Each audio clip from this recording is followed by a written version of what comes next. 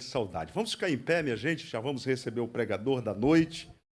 E você que está em casa, redobre a sua atenção e vamos receber a palavra do Senhor.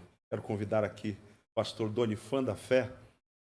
Alguém pontuou para mim e disse: pastor, todo mundo conhece o pastor Donifan. Só que agora nós estamos transmitindo para o mundo.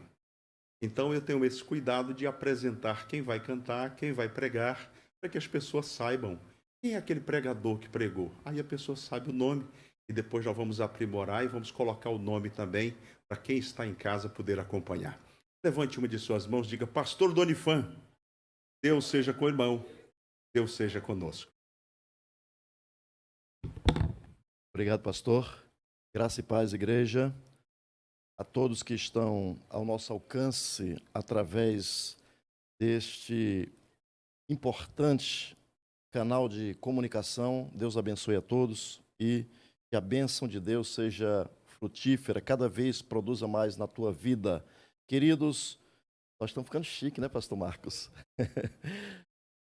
Queridos, abra sua Bíblia em João, capítulo 14.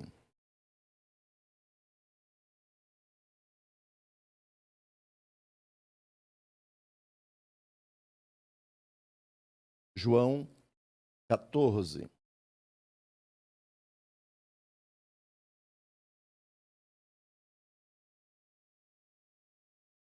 Diz assim a palavra de Deus: não se turbe o vosso coração. Credes em Deus, crede também em mim. Na casa de meu pai há muitas moradas. Se não fosse assim, eu vou-lhe teria dito: vou preparar-vos lugar. E, quando eu for e vos preparar lugar, virei outra vez e vos levarei para mim mesmo, para que onde eu estiver, estejais vós também. Diga: Espírito Santo, fala comigo.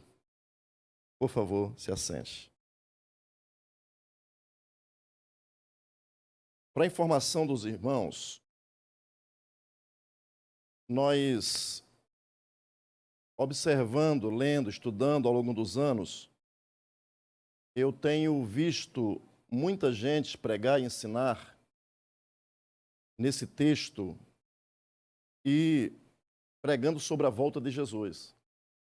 E dito sobre a volta de Jesus, em Mateus capítulo 24, em Mateus capítulo 25, usar Mateus 25 sobre as 10 virgens para dizer que ali são as 10, ou seja, as 10 virgens, a igreja, 5 vai subir porque são puras, são santas, e 5 vão ficar.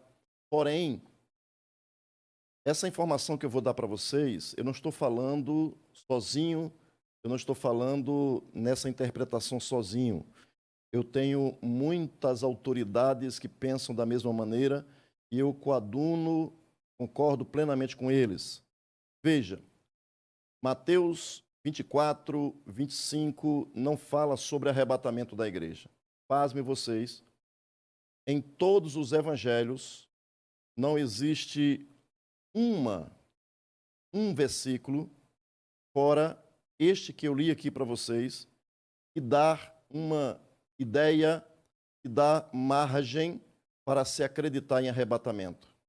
Não existe um versículo em Mateus, Marcos e Lucas que fale sobre arrebatamento. Todos eles falam sobre volta de Jesus em glória. Tudo converge exatamente para a vinda dele em glória, para estabelecer o seu reino, para fazer justiça, juízo a todos os oprimidos, como diz Judas 14. Então, pastor, como é que então surge essa história? Eu não vou entrar nesse detalhe, porque não é o objetivo desta mensagem. Poderíamos até posteriormente falar sobre isso. O único versículo, o único texto nos evangelhos que fala sobre arrebatamento, sem citar arrebatamento, é aqui em João 14. Jesus diz: não se turbe o vosso coração. Credes em Deus, crede também em mim. Na casa de meu pai há muitas moradas. Se não fosse assim, eu vos teria dito, pois vou preparar-vos lugar. E quando eu for e vos preparar lugar, virei outra vez e vos levarei para mim mesmo, para que onde quer que eu esteja, estejais vós também. Então, guarde esse versículo. Esse versículo é o único nos evangelhos que dá margem para se acreditar no arrebatamento, como nós temos pregado. Entretanto, a doutrina do arrebatamento, ela é organizada pelo Espírito Santo na mente e no coração de Paulo. É Paulo que, orientado pelo Espírito Santo, ele traz esta revelação para a igreja. Ele fala em Coríntios, ele fala em Tessalonicenses, ele fala em outros textos, e nós temos sim, muitos textos que corroboram com esta visão. Ultimamente, tem se tentado depreciar o arrebatamento da igreja, dizendo que não haverá arrebatamento. Ele é secreto para os que não são salvos, mas ele não é secreto para os que serão arrebatados, porque o próprio Paulo, escrevendo na sua carta de 1 Tessalonicenses, capítulo 5, ele diz que não quer que nós sejamos ignorantes acerca dos que dormem, que não tem esperança, mas você tem esperança. Vou repetir. Os perdidos não têm esperança, mas você que é a igreja, você que está em Cristo, você tem a esperança na sua vida. Paulo, escrevendo aos Colossenses 1:27, ele diz: Cristo em vós, esperança da glória. Se Cristo está em você, você tem esperança do arrebatamento, você tem a esperança de morar com Jesus no céu, você tem a esperança de perdão de pecados, você tem a esperança e a certeza no coração de que Ele virá te buscar para morar com Ele para sempre. Agora veja, por que eu li esse texto?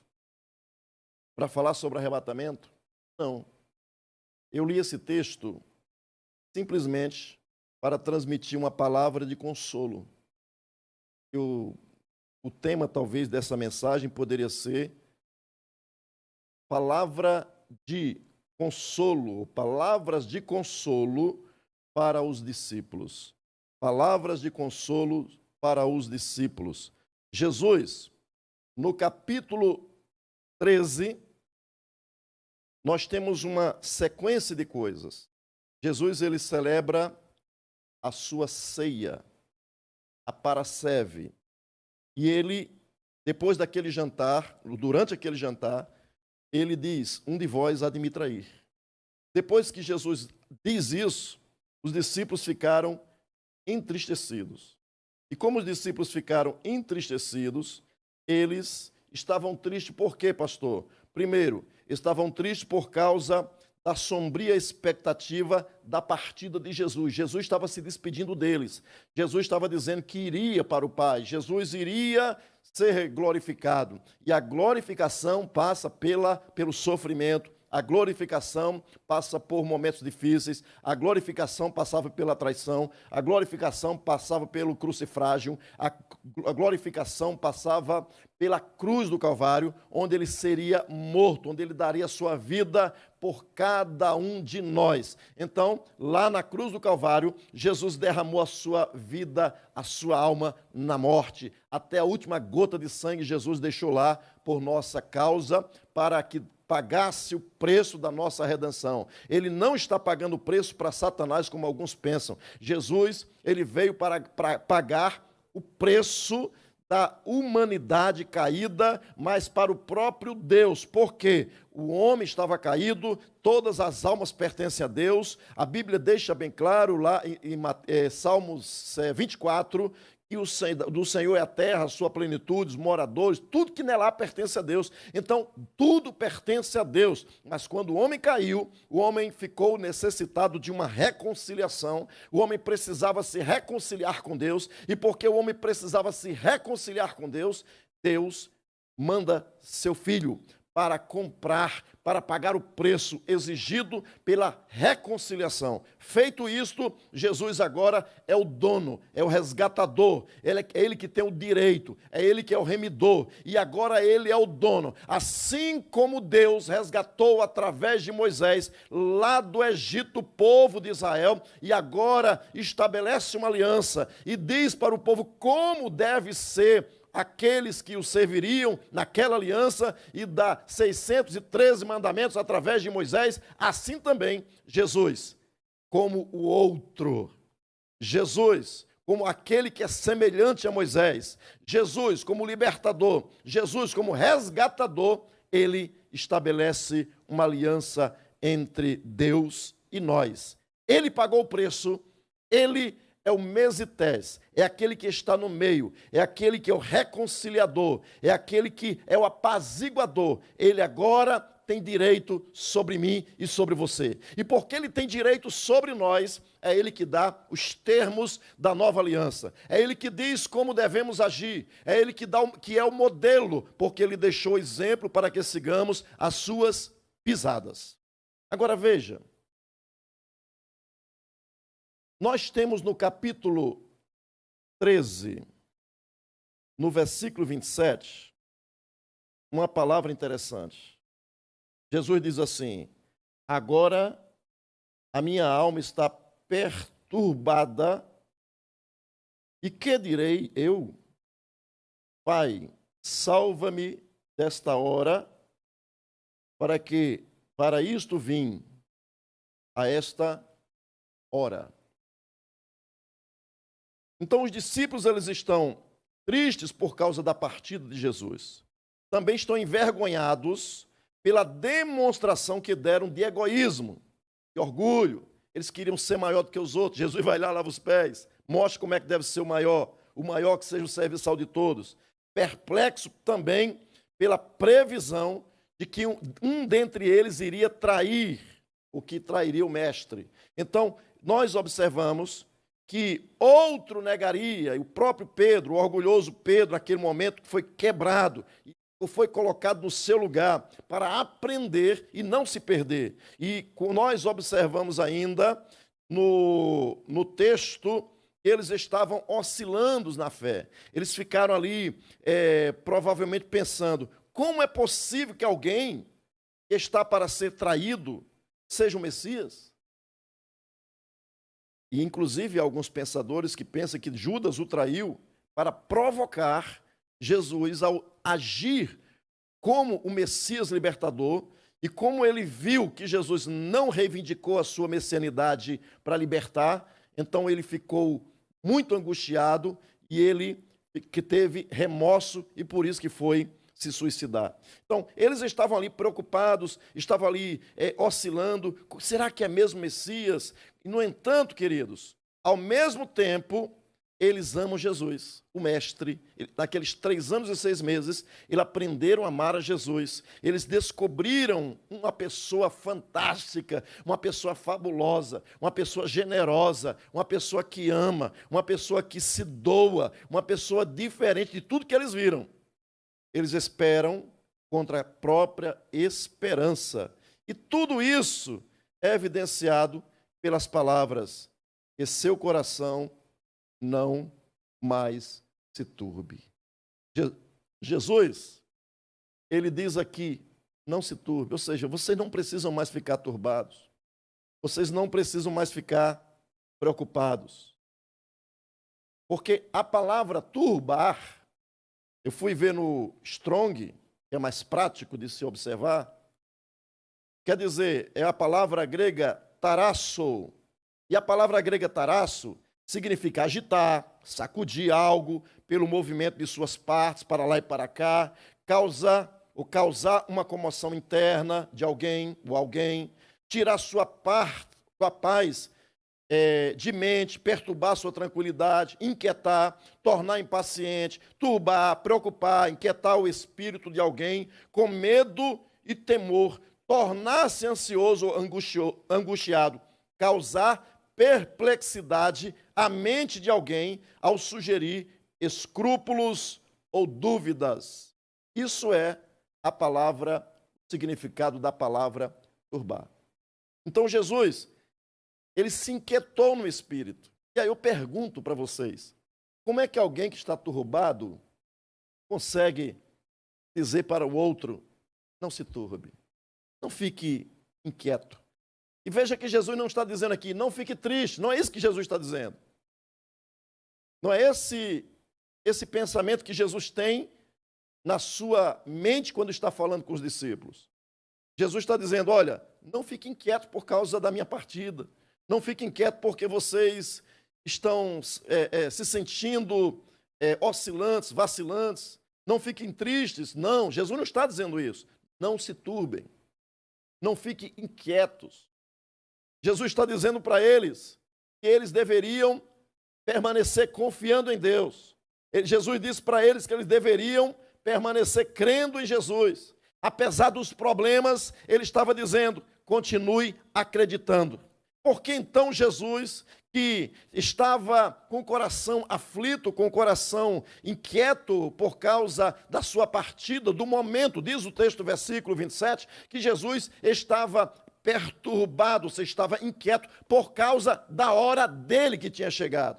Então, a hora de sofrer, a hora de ir para a cruz, Jesus não estava com medo de ser traído, Jesus não estava com medo de sofrer as torturas da cruz. Jesus só tinha uma coisa na sua mente e no seu espírito, era a presença do Pai. E a Bíblia diz, tanto em Gálatas como em outros textos, que Jesus se tornou maldição por nós. Jesus lá na cruz do Calvário, pendurado, se tornou maldição por nós. Lá na cruz do Calvário, Deus disse, ou seja, está escrito, Jesus disse, Deus meu, por que me desamparaste? Então Jesus ficou sozinho na cruz. Jesus ficou desamparado na cruz. Jesus sofreu a dor da morte, a separação na cruz por mim e por você. Uma única vez em toda a eternidade, onde a Trindade estava agora separada por causa dos nossos pecados. Nós, quando lemos Isaías, no capítulo 59, diz que os nossos pecados, pecado de Israel, é que fazem separação entre eles e Deus. Assim nós também, Paulo diz, todos pecaram e destituídos estão da presença de Deus. Então o homem está em pecado, o homem está separado de Deus, o homem está desgraçado. O que é uma pessoa desgraçada? Uma pessoa sem a graça. Então o homem sem Deus, ele não tem graça, ele não tem o perdão, ele não tem alívio na sua alma. O homem procura, anda tateando, ele está no escuro, ele precisa de Deus na sua vida. E precisamos, portanto, ouvir a palavra de Deus. Mas para ouvir a palavra de Deus, disse Paulo, ide, Jesus disse, ide, e Paulo corrobora lá em Romanos capítulo 10, que deve-se pregar a palavra em todo o mundo. Nós somos os canais, nós somos os instrumentos onde Deus fala por meio do seu Espírito Santo a cada um dos perdidos. Arrependei-vos, pois, e convertei-vos, para que sejam apagados os vossos pecados e venham-se os tempos do refrigério pela presença do Senhor, disse lá em Atos dos Apóstolos, no dia daquele grande discurso de Pedro. Mas também disse, e em nenhum outro há salvação, porque debaixo do céu nenhum outro nome há dado entre os homens, pelo qual importa que sejamos salvos. O homem está perdido, o homem está sem salvação, mas Jesus morreu na cruz, se tornou maldito por mim e por você. Hoje há esperança para você. Hoje há perdão para você. Hoje há consolo para mim e para você. A igreja desfruta do consolo de Deus. Todas as pessoas que estão seguindo a Jesus, ela tem dentro de si o consolo do Espírito Santo. Jesus disse, não se turbe o vosso coração. Esta palavra nós podemos também tomar para nós que somos discípulos. Porque ele disse para os discípulos, antes da sua partida, ele falou isso para os discípulos que estavam com medo. Ele falou isso para os discípulos que estavam preocupados. Ele falou isso para os discípulos que estavam tristes. Ele falou isso para discípulos que sabiam que ele ia partir.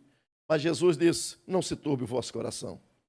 Acabe com essa perturbação na sua alma, no seu coração.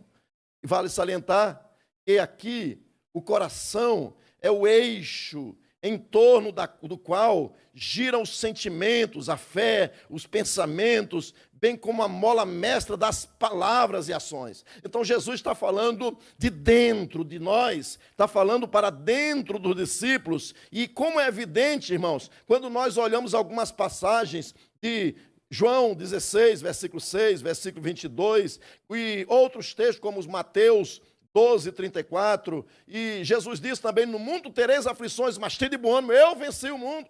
Então Jesus já venceu o mundo, e agora ele é a esperança do discípulo, ele é a esperança do turbado, ele é a esperança do necessitado, ele é a esperança dos desesperançados, ele tem consolo para este mundo perdido. Então, queridos, nós precisamos entender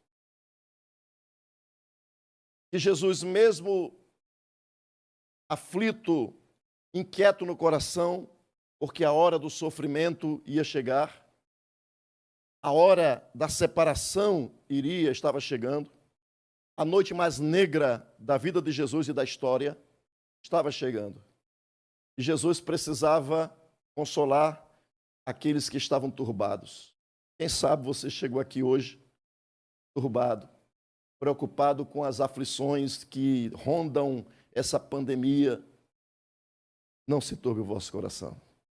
Quem sabe você chegou aqui preocupado como vai ser amanhã, e comer, beber, vestir. Fique tranquilo. Jesus, ele alimenta, Deus alimenta os pássaros, Deus veste os lírios do campo, quanto mais a você. Nós também encontramos aqui, queridos, que Jesus, ele transmite consolo, porque ele tinha certeza de quem ele era. Você sabe quem você é? Acho que o maior conflito nosso, irmãos, é essa crise de identidade, quem nós somos. Tem momentos de fé, tem momentos de desesperança. Quando acontece uma coisa boa, nós nos alegramos, mas quando surge uma coisa aparentemente, nós pensamos que Deus nos abandonou. Mas Jesus, por maior que fosse o sofrimento que ele iria enfrentar, inclusive a separação do Criador, do Eterno, do próprio Pai, mesmo assim, ele não se desesperançou, porque ele sabia que ele estaria de volta para a glória que um dia ele tinha com o Pai antes que o mundo existisse, como diz João 17, 5. Então, Jesus sabe quem é. Jesus sabia de onde veio. Jesus sabia para onde ia retornar. Você sabe quem você é? A Bíblia diz que você é filho de Deus. A Bíblia relata que eu e você estamos em Cristo. Diga graças a Deus. Agora, nós observamos também nessa palavra de consolo de Jesus para os seus discípulos, os metetés, como diz no grego, ele é o didársculo, mestre, e nós somos os metetés, os discípulos. Então a palavra que Jesus tinha e teve para ele também serve para você hoje. Na casa do meu Pai há muitas moradas. Vou preparar-vos lugar. Esta palavra é uma palavra de consolo para os discípulos daquela época, naquela hora, mas também é para você. Para Jesus, e de acordo com ele, meu querido, o céu é um lugar real. Tem gente que não acredita mais no céu. Tem gente que acha que isso é história de religiosos. É um conto de carochinha. E alguns pensam que crente vive no mundo da lua, no mundo de Bob. Por quê? Porque crente só fala de céu, só fala de Jesus, só fala de Bíblia, só fala de coisa boa. Crente só fala da eternidade. Às vezes eu fico assim maravilhado com o nosso pastor, né, pastor Marcos? Pastor Eliseu. Ele diz, às vezes, aqui no púlpito, que ele já está ensaiando, ele fica ensaiando. Ele, quem vai procurar, eu vou falar com quem? Vou procurar saber aquela história com Paulo, com João, e vou procurar saber dessas coisas. Então, essa é a esperança do crente, meu irmão. Ele tem certeza que ainda que nossa casa, deste tabernáculo terrestre se desfizer, temos de Deus uma morada, não feito por mãos humanas, eterna nos céus. Você tem a palavra de consolo de Jesus. Se você paga aluguel ou se você não tem dinheiro para pagar aluguel, não importa se onde você mora, em um quartinho, kitnet, não importa, Jesus foi para a casa do Pai. Fazer o que, Jesus? Vou preparar-vos lugar.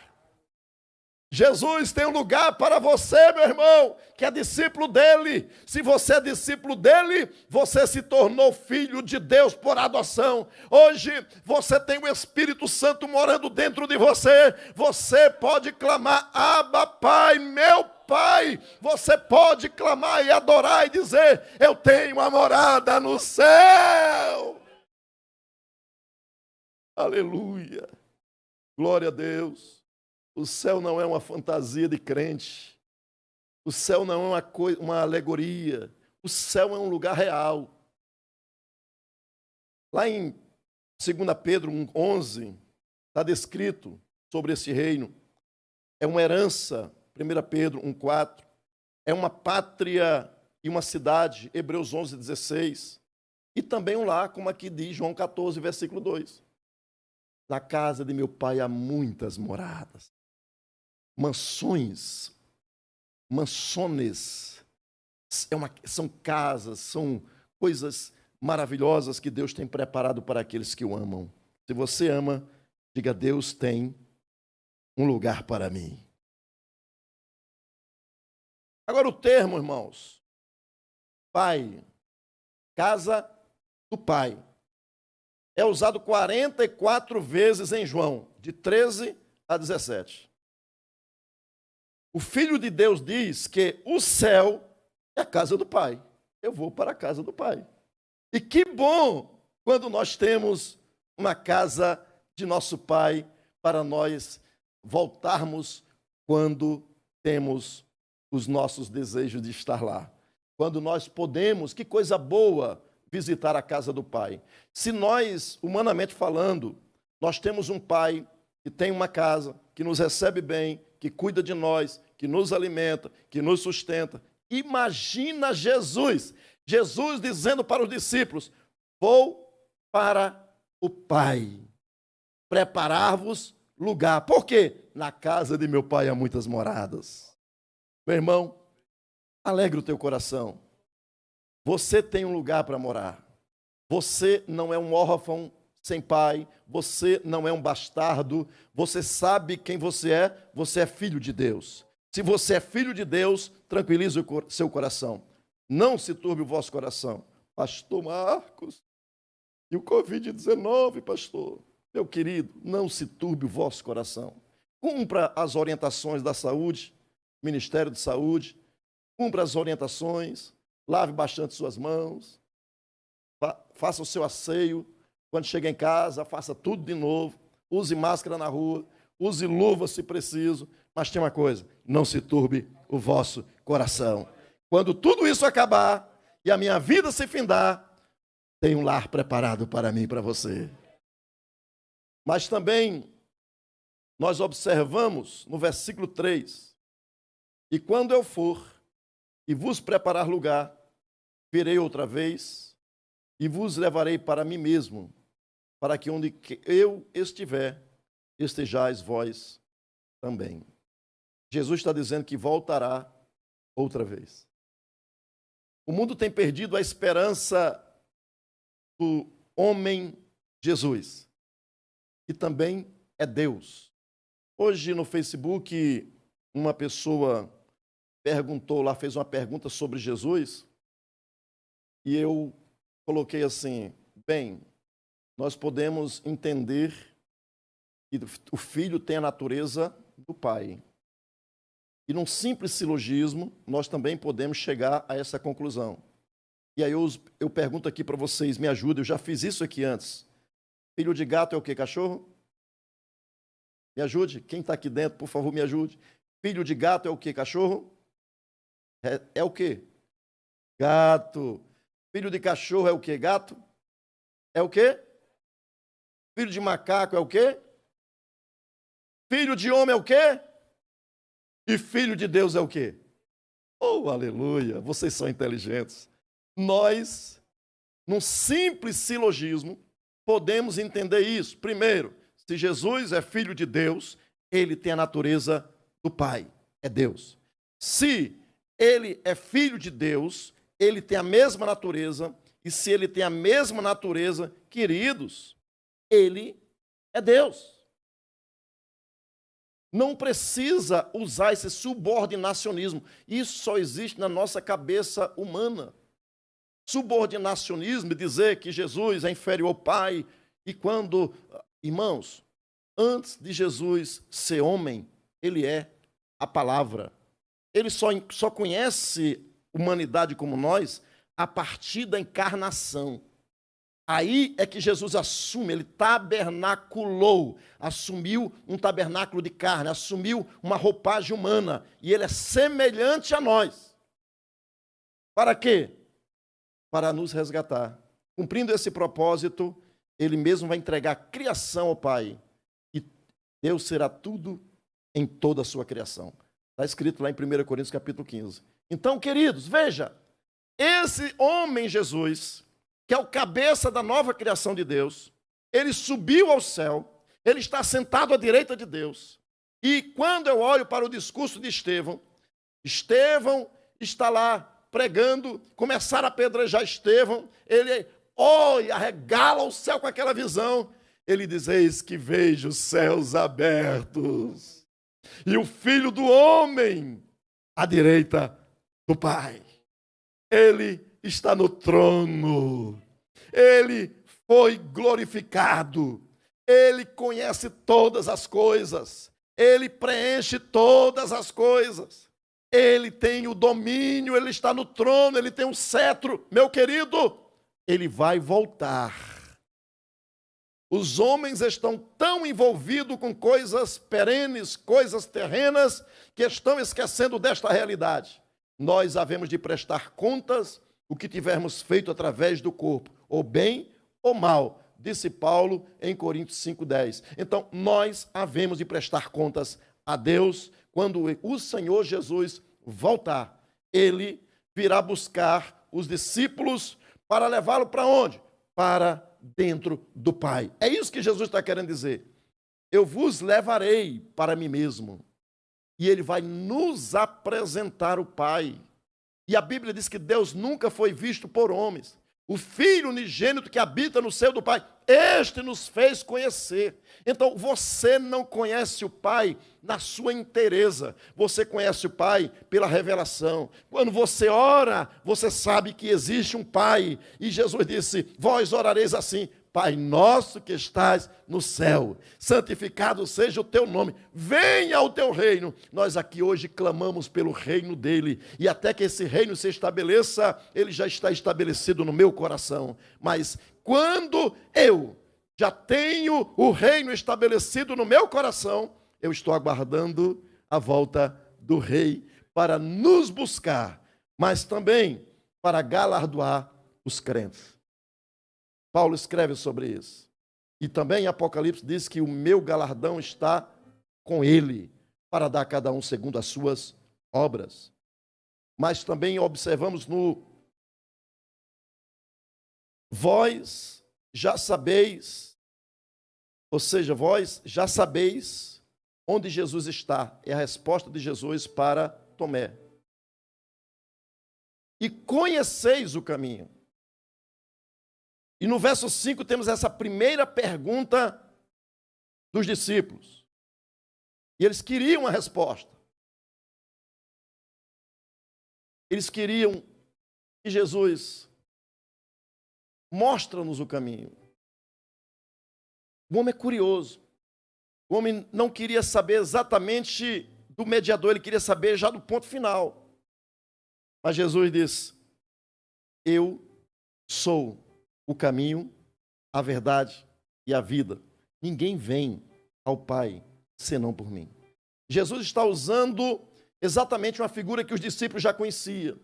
Os discípulos conheciam muito bem esta linguagem, porque Jesus, em João capítulo 10, ele disse: eu sou a porta. Assim como no tabernáculo existia uma porta para entrar no átrio do santuário, Jesus é a porta para os crentes meninos. Jesus também, ele é o caminho, porque da porta até o lugar santo existe ali o primeiro sacrifício, existe ali o braseiro, animais são degolados. Jesus é o Cordeiro de Deus que tira o pecado do mundo. Jesus, ele também é apresentado como a verdade. Quando se entra no lugar santo, existe ali os pães, a mesa dos pães, existe ali o candelabro, existe ali o incensário. Mas para se chegar no Santo dos Santos, que Jesus se apresenta como a vida, aqui no versículo 6, Jesus se apresenta como a vida. Ou seja, você não vai chegar ao Santo dos Santos, à presença do Pai, sem primeiro passar pela porta, pelo átrio, pelo lugar santo. E somente depois você vai chegar no Santo dos Santos. É isso que Jesus está ensinando também aqui nesse texto. Vocês precisam entender que para vocês já têm a presença, você já conhece o Pai. Mostra-nos o Pai, basta. Já quero o final. Jesus responde pela segunda vez, outra pergunta, outro pedido. Mostra-nos o Pai e basta. Jesus apresenta isso e diz: se vocês estiverem em mim, também conhecem o Pai. Segunda pergunta de Tomé no versículo 8. Então, a verdadeira visão de Deus pode ser observada em João 8, 9, também 10 e 11. Preste atenção a isso. Se você quer o céu, você precisa se relacionar com Deus hoje. Se você é discípulo de Jesus, você tem que se relacionar com Jesus hoje. É aqui e agora. Dentro do espaço-tempo, nós precisamos estar em Cristo, escondido com Cristo em Deus. O Cristo que se revelou é o Cristo que revela o Pai. O Cristo que nos revela o Pai, nós temos que estar escondido nele. Tudo que eu faço tem que ser nele. Tudo que eu faço é para a glória dele. Por quê? Até para expulsar demônio é no nome dele. As bênçãos que eu recebo é no nome dele. As vitórias que eu tenho não são minhas, são dele. Porque hoje eu estou morto. Eu estou em Cristo. Se alguém está em Cristo, é nova criatura. As coisas velhas já passaram, eis que tudo se fez novo. A vida que você vive hoje na carne, vive-a na fé do Filho de Deus que se entregou a si mesmo por você. Então, creia. Primeiro você entra pela porta chamada Jesus. Depois você segue no caminho chamado Jesus. Depois você conhece a verdade de Deus que é Jesus. E por último você entra no Santo dos Santos. Quando você entra no Santo dos Santos, você tem a vida representada pela arca. Dentro da arca tem pães, tem aqueles maná, representando Jesus, o pão vivo que desceu do céu. Dentro da arca tem as duas tábuas, representando Jesus, a palavra viva, eterna, soberana, bendita. Mas também tem ali a vara de Moisés que floresceu, dizendo que Jesus é o ministro do santuário. Jesus é o sumo sacerdote da nossa confissão. Hoje, tudo é Jesus. Sem Jesus, nada. Com Jesus, o céu. Sem Jesus, não há perdão. Com Jesus, você chega e conhece a Deus. Hoje, e quem crê em mim, fará as obras que eu faço. Versículo 12.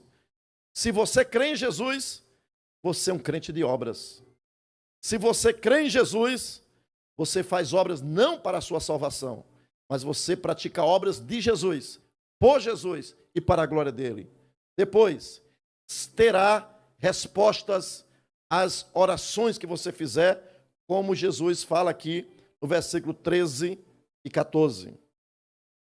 No versículo 15, Quem é discípulo, Jesus tem uma palavra: aquele que me ama, guarda os meus mandamentos. Então, se você ama Jesus, você está guardando o mandamento do Senhor.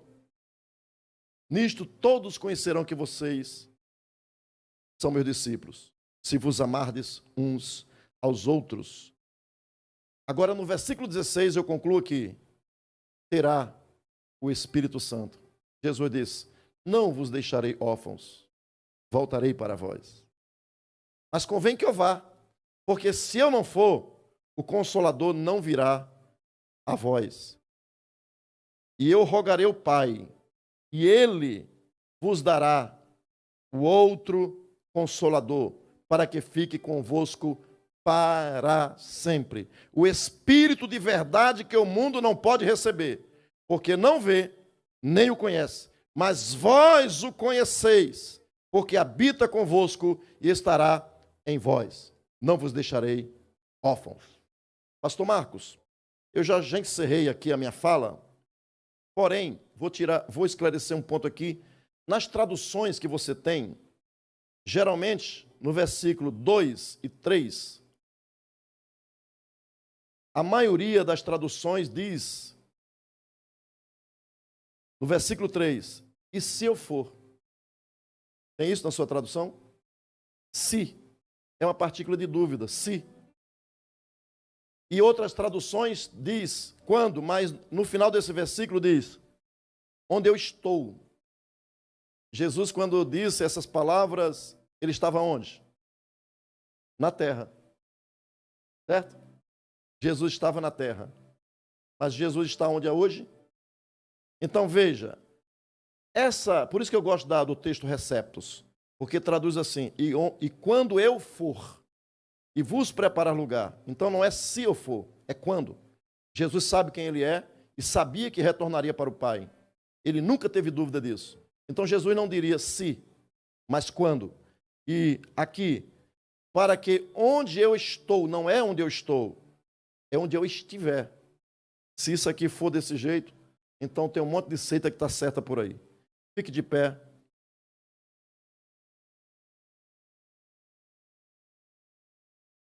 Você que ouviu esta palavra,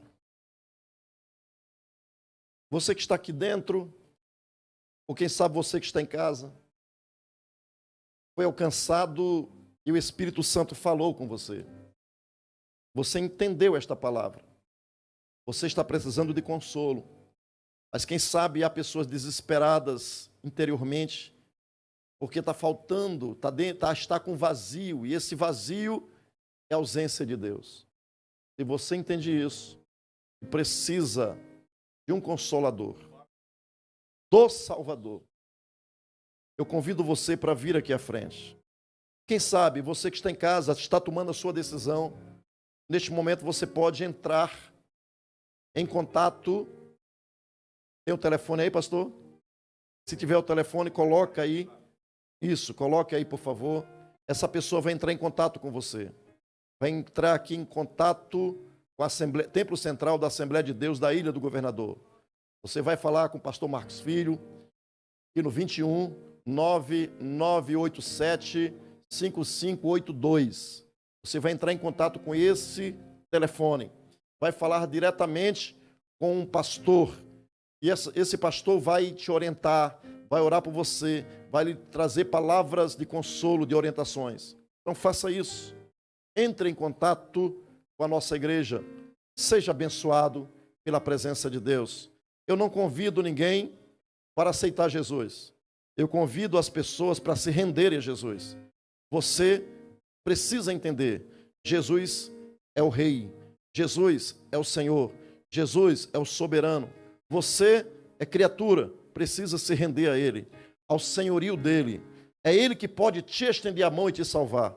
Então, se você entende que precisa de salvação, e não há outro nome dado aos homens pelo qual importa que sejamos salvos, você precisa se arrepender e se converter para que sejam apagados os vossos pecados.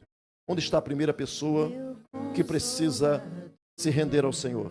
Venha à frente ou entre em contato conosco. Deus te abençoe ricamente em Cristo Jesus. Eu vou orar por você.